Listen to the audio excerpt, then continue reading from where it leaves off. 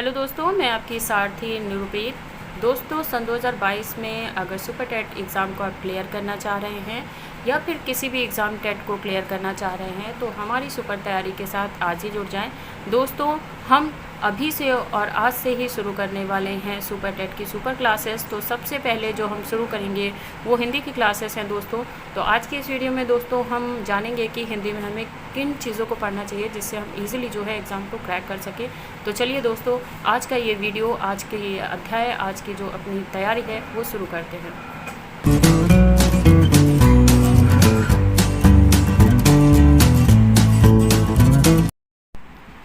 Hello दोस्तों, आज हम हिंदी में व्याकरण खंड का भाग 1 पढ़ेंगे।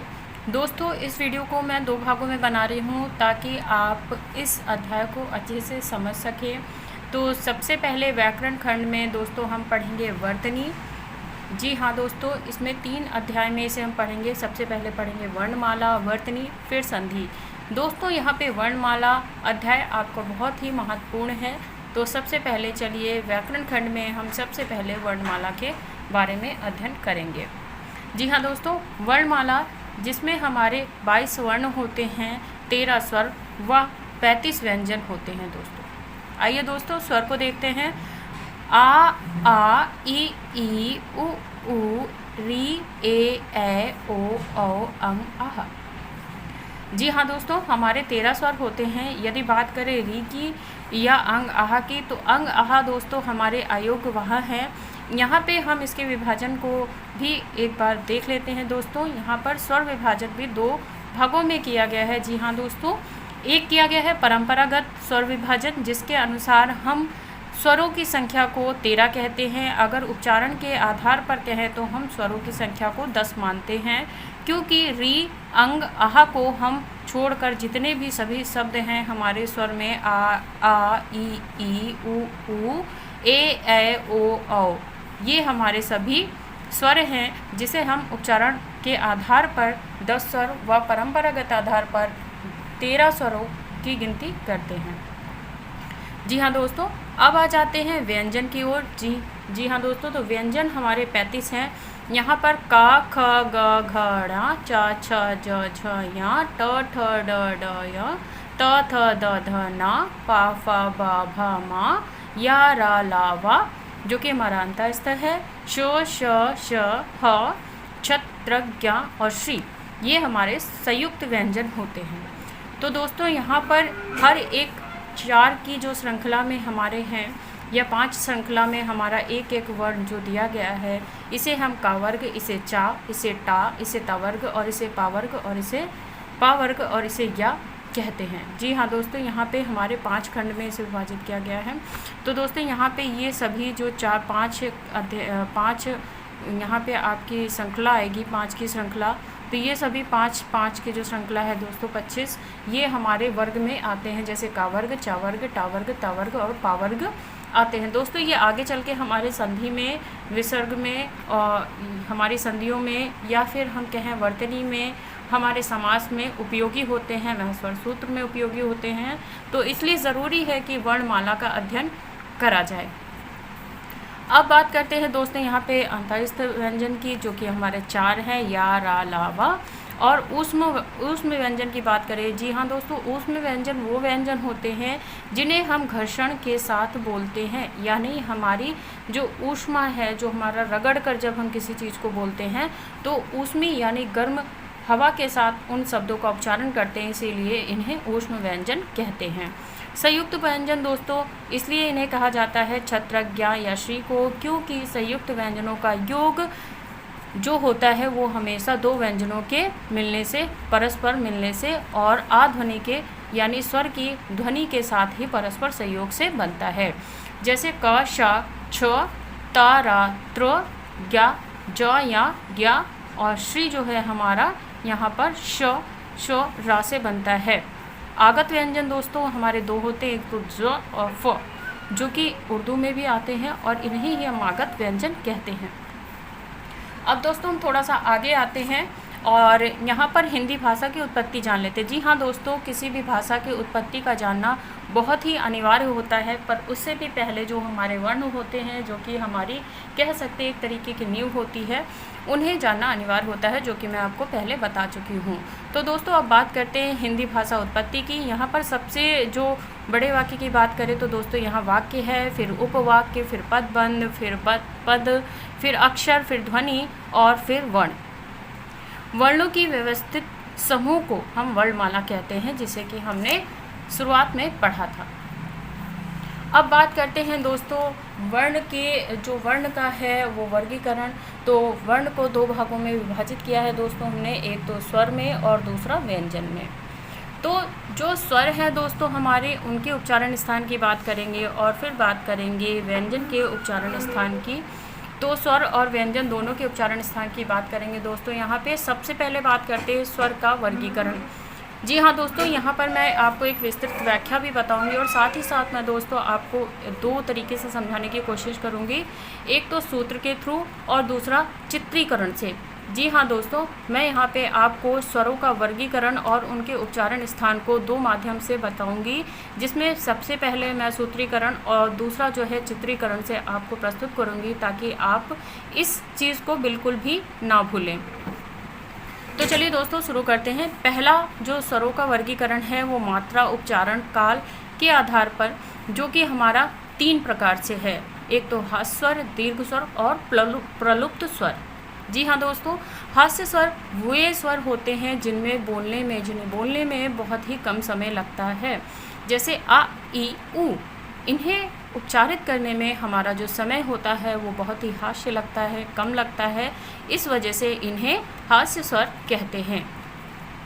अब बात करते हैं दीर्घ स्वर की। जी हाँ दोस्तों, जो स्वर अधिक समय में उच्चारित किए जाते हैं उन्हें हम दीर्घ स्वर कहते हैं, जैसे आ, ई, ऊ, री, ए, ओ, औ, अंग। आहा जो होता है इसमें काफ़ी समय लगता है। प्रलुप्त स्वर वो होते हैं जिनमें दीर्घ स्वर से भी अधिक समय लगता है, उन्हें हम प्रलुप्त स्वर कहते हैं।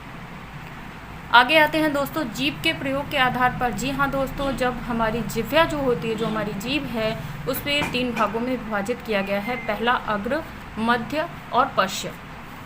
अग्रभाग, जिससे दोस्तों हम स्वाद लेते हैं किसी भी भोजन का या किसी भी पदार्थ का, जो हम स्वाद ग्रहण करते हैं वो हम अपनी जिह्वा के अग्रभाग से ही कर पाते हैं।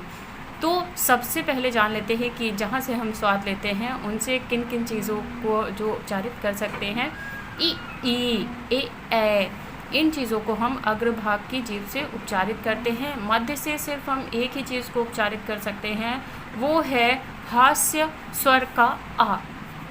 पार्श्व की बात करें यानी पीछे के वक्रतल की बात करें यदि जिह्वा की, तो इसमें हम आ, ऊ, ओ, औ को उच्चारित कर सकते हैं। जी हाँ दोस्तों, अब बात करें ओठ के द्वारा या मुख विवर के खुलने के आधार पर हम वर्णों में स्वर को किस तरीके से उच्चारित कर सकते हैं। एक तो होता है वृत्तपूर्ण, जिसमें हम गोलाकार आकृति, जैसे कि दोस्तों ये है हमारी गोलाकार आकृति, हम पूरा मुंह खोलकर इन शब्दों को उच्चारित करते हैं, जैसे उ, ओ, औ। इसमें हमारे होठों के द्वारा एक गोले की आकृति का निर्माण होता है, इसलिए हम इसे वृत्तपूर्ण यानी पूरी तरीके का जो हमारा गोला है मुख के द्वारा बन जाता है, तभी हम इन शब्दों को उच्चारित कर पाते हैं। अगले पे आ जाते हैं दोस्तों अवृत यानी आधा व्रत, जिन पर हम आधे व्रत की मुख आकृति के द्वारा इन शब्दों को उच्चारित कर सकते हैं, जैसे कि आ, ई, ऊ।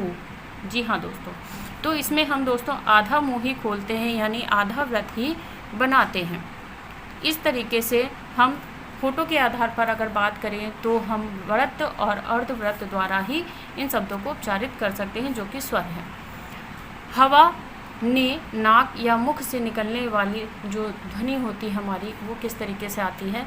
एक तो होती है मौखिक स्वर और दूसरा होता है अनुशिका स्वर। आ, ई आदि जो स्वर होते हैं ये हमारे नशिका भी होते हैं, मौखिक भी होते हैं, यही हमारे अनुशिका भी होते हैं। घोषत्व के आधार पर यदि बात करें तो घोषत्व के आधार पर दोस्तों हमारे जो स्वर का उच्चारण स्थान है दो तरीके से होता है, एक सघोष दूसरा अघोष। सघोष वो वर्ण होते हैं जिनमें कंपन होता है, उन्हें हम सघोष कहते हैं। मतलब स्वतंत्र जो हमारी स्वतंत्रिकाएं हैं, जो हमारी हवा फेंकने वाली जिसे कह सकते हैं यंत्रिका है, उसमें जब किसी तरीके का खास कंपन उत्पन्न होता है तो उन्हें हम सघोष कहते हैं। जबकि यदि हमारी स्वतंत्रिकाओं में एक खास तरह का कंपन नहीं होता है उन्हें हम अघोष कहते हैं। सघोष जैसे क, च, ट, त, प, श। इनमें हमारी जो कंठ है जिसे हम एक घर्षण के साथ इन शब्दों का उच्चारण कर पाते हैं, इसीलिए इन्हें सघोष कहते हैं क्योंकि इसमें स्वतंत्रिकाएं यानी हमारे स्वर की जो यंत्रिकाएं हैं, जो तंत्रिकाएं हैं, उनमें एक तरीके का घर्षण उत्पन्न होता है। अगले पे आ जाते हैं दोस्तों अघोष, जिसमें ग, ज, ड़, द, ब, य, र, ल और यहाँ पे व का उच्चारण करते हैं। ये सभी हमारे अघोष वर्ण हैं क्योंकि इसमें किसी भी प्रकार का कोई कंपन नहीं हो रहा है। इन सभी शब्दों को उच्चारित करके आप स्वयं भी देख सकते हैं। अगले पे आ जाते हैं दोस्तों, ये है हमारा मुख द्वारा यानी मुख विवर के आधार पर बोले जाने वाले स्वर। जी हाँ दोस्तों, एक तो विवृत होता है जिसमें मुंह हमारा खुला रहता है, यानी जो हमारा मुंह है वो पूरी तरीके से खुला रहेगा।